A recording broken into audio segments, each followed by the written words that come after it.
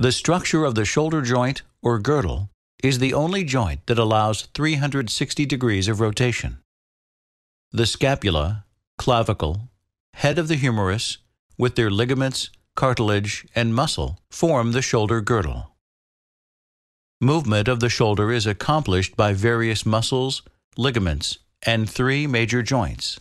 The acromioclavicular, or AC joint, is formed between the acromion process of the scapula and the clavicle.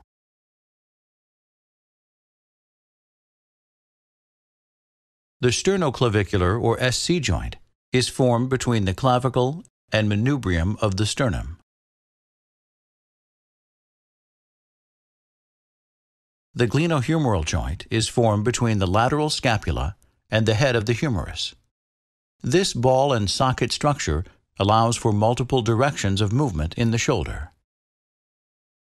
The shoulder joint is responsible for circumduction, extension,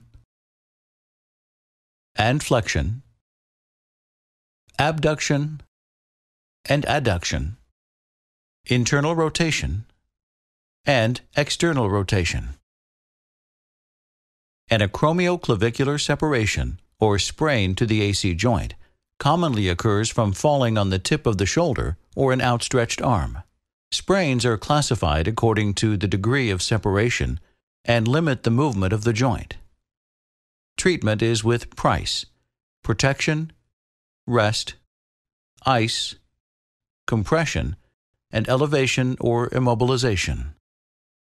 The collective set of the tendons of the four muscles of the glenohumeral joint fuse together to form one continuous broad sheet known as the rotator cuff. Without rotator cuff function, many overhead movements would be difficult or impossible to perform. Tears in the tendons of the rotator cuff occur due to injury, aging, or repetitive use. Treatment depends on degree of tear and may include rehabilitation or surgery.